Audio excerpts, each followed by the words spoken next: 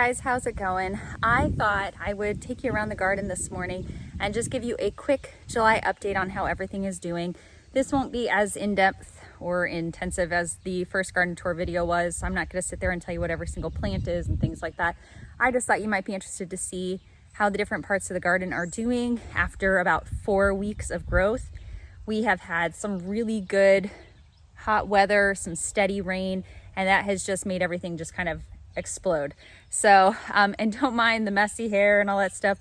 I leave for Europe in just a few hours. So, needless to say, this is kind of my last walkthrough of the garden before I leave my baby in the hands of a garden babysitter for the next 10 days. But let's just go ahead and get started and show you around. All right, so in the last video, I don't know if I actually mentioned that I planted corn, but I planted corn. I did 2 rows staggered. They recommend that you do 4 rows, but I just didn't have the room for it. So I don't know how well it's going to pollinate and actually produce ears. Hopefully it will. If nothing else, I'll have some corn stalks to use. But you can see this half here is in the shade first thing in the morning, and this half down here goes in the sun earlier. So look how much taller this is with just a little more sunshine. But let's go ahead and we'll walk through the whole vegetable garden here. We'll just start at the front and work our way back around. So the rose that's up front, it did its first bloom, and I need to deadhead it, but it's put on quite a bit of growth, and you can see these darker colored leaves. This is new growth that's starting as well. Tomatoes are really happy. I did go through and I cut out a bunch of branches and suckers off the bottom, but we've got lots of tomatoes forming on all of the different plants. Nothing's ripened up yet, but I told my garden center to just keep an eye on it. Onions are also putting on some really good growth finally, and carrots are finally starting to pop up. They took their precious time, but they are coming up. Then over yonder, I have cauliflower. I've never grown cauliflower, so I hope this is what it's supposed to look like, but it is getting big. So, and then look at the beans. Oh, they are doing exactly what I was hoping. They are climbing up this trellis. I didn't have to train them or anything. They just naturally are going. Over here, this is the zucchini plant that just will not stop. I have pulled 9 zucchini off already, and you can see there are more forming in there. I mean, dear Lord, that one's ready to come off too. And then there's one that's no good. I'm gonna have to pull that off, but yeah, another one ready to pull. I just pulled 3 off last night. And then all of the bell peppers and my little jalapeno plant. I pulled some jalapenos off there the other day. I don't see anything ready to pull off of these. I pulled quite a few off the other day, but the plants are putting on some good growth in the heat. Broccoli. I harvested 6 heads of broccoli last night. We chopped up most of it and put it into freezer bags to save, and then it will like kind of branch off and form some more ones, but I will probably come through after I get back from Europe, and the ones that are done producing I will go ahead and pull out, and I will plant another crop there for the remainder part of the year. And then this is our cucumber section. So we have 2 pickling cucumbers and 1 slicing cucumber. I do have to kind of train this one, so as it gets taller I just weave it through and then weave it back, and you can see there's lots of baby cucumbers forming, different stages of development. We pulled a couple off last night as well. Those ones we just ended up giving away since we aren't going to be home to pickle them, but I don't know. Let's see if there's anything more forming in there, but it's doing really good. Part of it is starting to cover the walkway.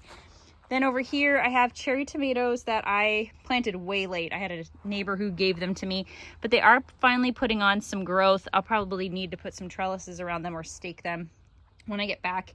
And the bush beans are finally making an appearance. I don't know why it took them so long to do so, but we'll see how much they grow while I'm gone.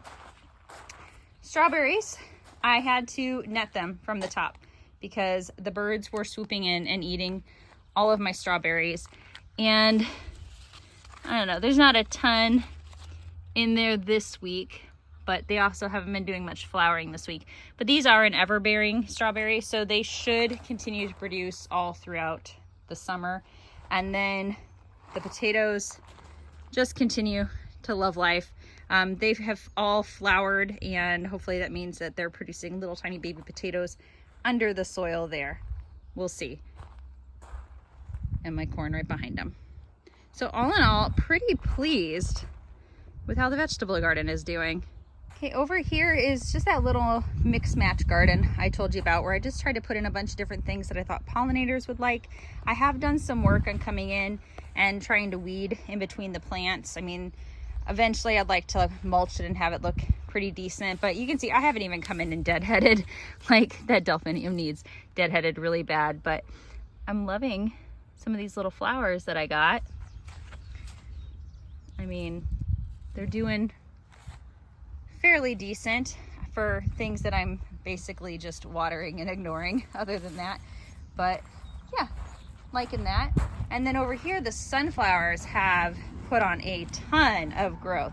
So I think last time I filmed, I don't even know if they were up yet, but I seeded, I don't know, 75 or so sunflowers, maybe 100, I don't know, whole bunch of sunflowers. And they are coming up strong. It should be a beautiful patch of sunflowers.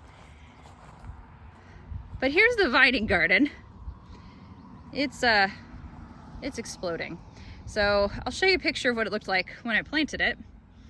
That's how it started, and this is how it's doing.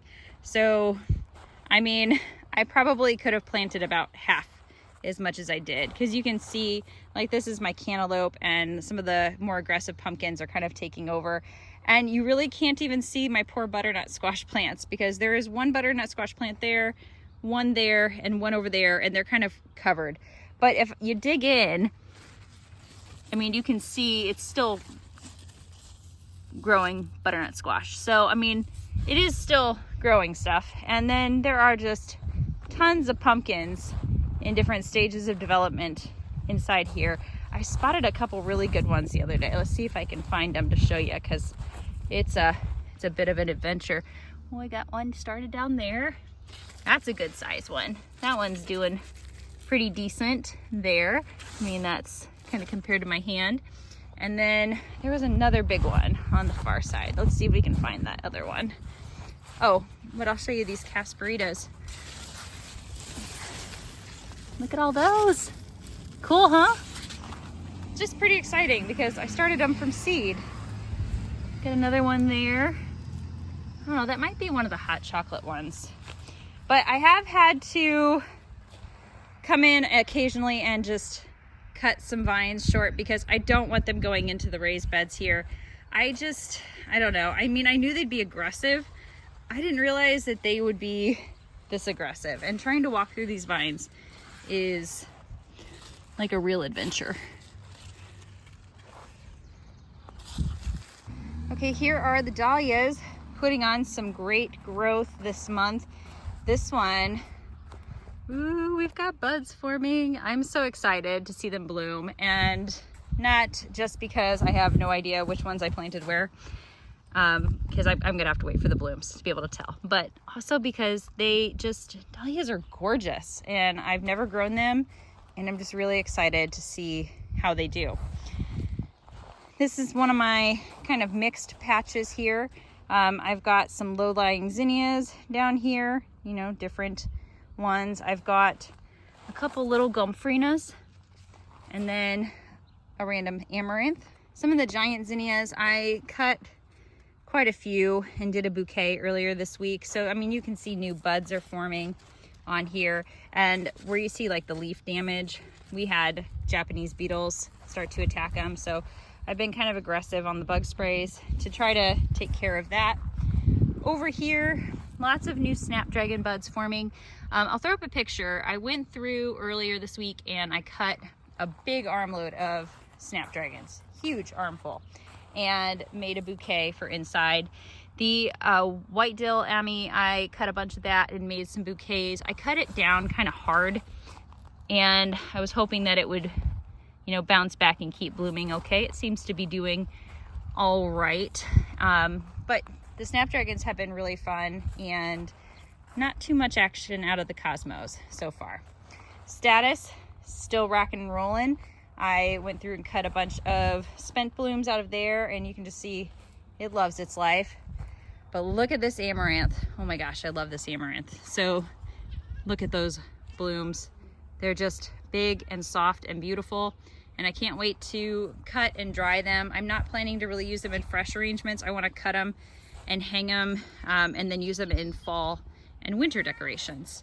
Oh my goodness, yes, Loki, we see you. All right, let's go show them the rest. All right, not sure if I showed this on the last one, but this tire has been here for as long as we've lived here, and there's access down into like the sewer line here, or like the septic system. So we can't get rid of it. And I wouldn't even know where to start on moving this tire, but I can make it pretty. So I just have kind of a red, white, and blue, or red, white, purple mix here, and they just make it a little more tolerable. Oh my goodness, yes, we all see you. We all see you. Okay, shade garden over here. We have added a new bench. Got this on clearance at Lowe's, and I love it. We just have it sitting there. It's very comfortable, and I can sit and I can look at all of the hostas and just relax in the shade. The impatiens are still doing remarkably well. I love the bright colors on these. I really like those. They're like a neon pink. But yeah, all of the hostas over here have been doing really great. Keeping them well watered. We haven't had a whole lot of damage from the sun or hail or anything like that. Oh, the Wicked Witch coleus are putting on some height finally. My black lace elderberry is doing pretty decent. I put in a, I think it's a forsythia bush there. Kind of back behind there. Grabbed that on a whim. It's green during the summer, but in the spring it'll bloom yellow from bottom to top. So it should be very pretty. But look at how well the begonias are doing. So these are the Surefire white begonias, and then in front of them are the Surefire rose begonias. So putting on some good growth and looking pretty. And my favorite pot is still doing really well. I have these little, I think these are like a mini vista. I have to look it up, but I love this. Look at that, the yellow and white stripes. And then this is called like pink lemonade, something like that. Oh, I love it. I love it. I have it written down in my gardening planner, but I am so doing this again. And then the sedum, this is the lemon coral sedum. So it made like a really tight waterfall on the pot here. So it's kind of coming over the edge, Loki. But you know, see how it's really kind of staying neatly up against the pot. And then I do have a begonia in the middle. I just thought this color combo, it's my favorite this year. Okay, up front, the Plain the Blue salvia, still doing awesome. The bees are still loving it. This is the Sweetheart Lime sweet potato vine.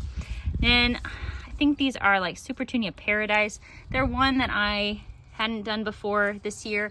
They definitely don't do as well as some of the other ones, to be honest. Like, I'm not totally loving them, but I am glad I experimented with them. These pots, however, holy moly, loving it. So I did some Superbenas. I had a purple one and a pink one, and I would have to look up which kind I have. And see how it's just kind of trailing over the pot? I mean, it's beautiful. Now, I put Superbenas in the ground, and you'll see them in a second here, and I have not liked how they've performed in the ground. And maybe that's because they just want to trail instead of mound up and get tall. Now, this is a jet black sweet potato vine, and then there's the pink Superbena, and then I believe this is a chocolate drop coleus, if I remember correctly. And then I've got this little tiny, I don't remember what it's called, but this little double petal one that's just kind of peeking through. I mean, it's holding its own, nowhere near as aggressive as the Superbena though. Now the next pot over has a bubblegum Supertunia Vista. Now you can see just how much more growth and bright bloom color and everything that has than the other Supertunia I showed you. And the Plain the Blues salvia is amazing there. And then I've got, I think this is licorice, that's what it's called. Not really trailing a whole lot, but holding a nice steady shape. And then this pot is a repeat of the first one. Again, just doing really well. Oh my gosh, I love these colors. All right, so the front porch garden, we have really struggled with pests this month. I mean, the Japanese beetles came in like in swarms and they just attacked my roses. I mean, you know how like sometimes you put on like super strong mosquito repellent and you go out and you feel like the mosquitoes are just like, you know, I don't mind the DEET, and then they bite you anyways.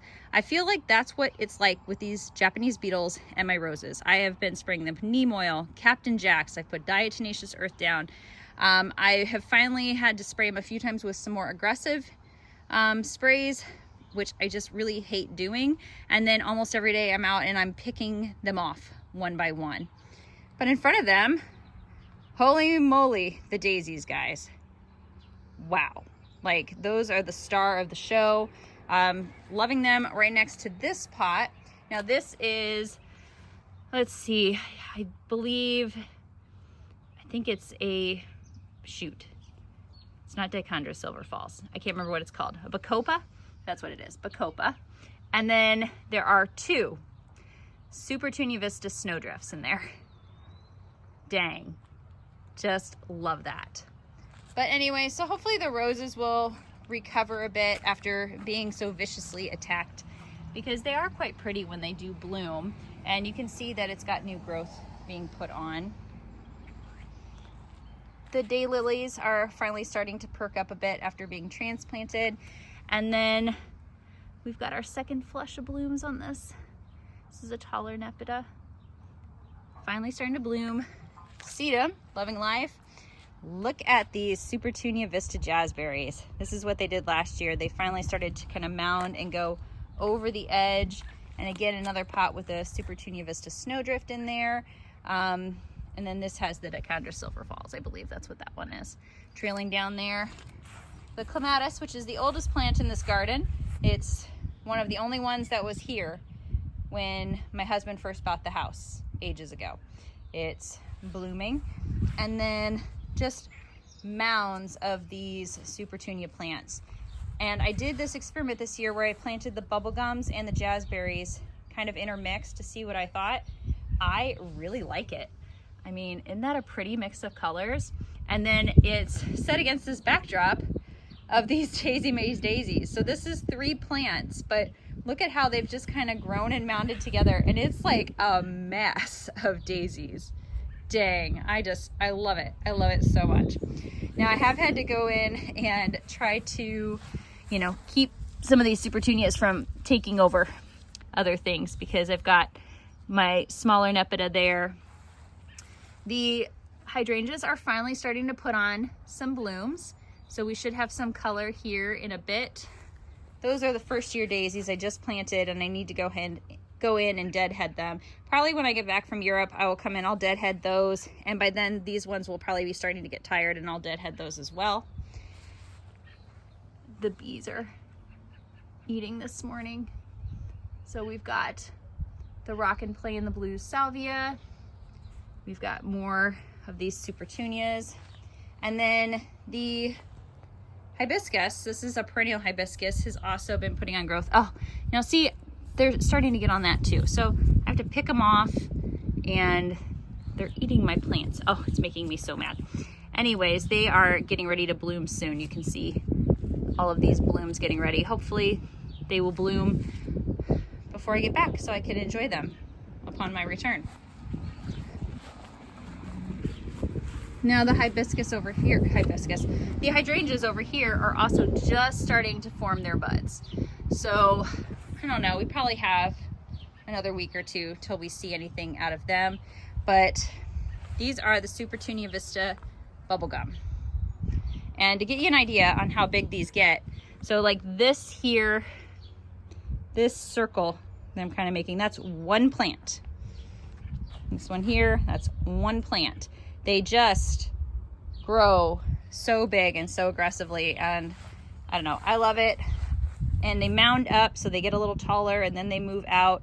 I do have to kind of watch it because like when they get in here and they start intertwining with like the boxwood, I don't want that. I want the boxwood to get plenty of air. So sometimes I will come in and trim off a little bit here and there just to make sure everything's still getting good airflow. I did come through and I gave a lot of the plants chelated iron the other day because some of them were starting to look a little faded, and I was hoping that that would help perk them up and give them a deeper green color. It already looks like it's working on the boxwoods. So this is a new one to me. This is I think it's persimmon. I'll double check and make sure that's right. But this is a Supertunia, but it is not a Supertunia Vista. So it is supposed to bloom continuously and mound up, but it's not supposed to spread like this one does. And it really hasn't spread aggressively, but they have mounded so nicely and they've just formed this beautiful mass of flowers. Like, I'm really loving it. Not much action out of the lilacs, but I wasn't really expecting it this year. These yellow roses, we've got new buds getting ready to form. They bloomed once and I deadheaded them. And then in front of that is the Autumn Joy sedum. So they will bloom kind of a corally color, and those blooms should last until the fall. Another Nepeta. I really do need to go in and cut out some of the dead, but that's just gonna have to wait. Rosa Sharons are starting to form up buds slowly. I don't know why these roses take for bloody ever to bloom, but I mean, they'll get there. And they put on these really roughly light pink, pretty ones. All right, this was my experiment this year. I had a couple of different varieties of purple flowers that I put down here. There were some Super Bells, and there were some different types of Superbena. There was, I think one was called Stormburst and one was Sparkling Amethyst. So these little guys are not liking the ground. And I think it's just because they don't like getting as much water as everything else. These guys also are not really loving the ground. The Stormbursts are doing decent. Like they're not like dying. And neither are the Sparkling Amethyst. I mean, they're pretty. They're pretty, but I think they would be prettier. I think they would either be prettier with something taller behind them or in a pot. Probably in a pot. I don't think I'd put them in the ground again. So I don't know. I just think they need to be used for a different application. But it was a nice experiment to do for this year. And then I walked through Lowe's the other day and they had the saddest looking leftover petunias. And I was like, well, you know, let's give them a shot. So I don't really love these colors, but I thought, I haven't grown them before, I would see what I thought. It's, I think like a honey color, and I can't really remember what this one is called, but I popped them in the ground. So they've not been in the ground nearly as long as any of the others. I mean, maybe not quite 12 days. And I didn't have any biotone fertilizer to put in like I do for everything else. So I gave them some top dress compost and a little bit of fertilizer last night. So we'll see. And then our iris is continuing to go strong. So that's just a little bit of an update on how the garden's beds are doing. I mean, the vegetable garden has just been producing stuff like crazy, which is awesome. And the vining garden, like I can't get over how much that has grown. But this has just been, it's been a real joy to work on this all this summer, just coming out every day, watering it, checking on everything. I mean, I could definitely do without the Japanese beetles eating all my plants. But if you have a suggestion on a way to get rid of those, I mean, like I said, I've tried neem oil, diatomaceous earth, Captain Jack's dead bug, and I really hate to use anything that might hurt any of the beneficials, like the butterflies and the bees and things like that. But they gotta go. They gotta go. So if you have any suggestions, drop a comment down below and let me know. And I will give you an update in August on how things are looking then. See you guys. Lines in the sand.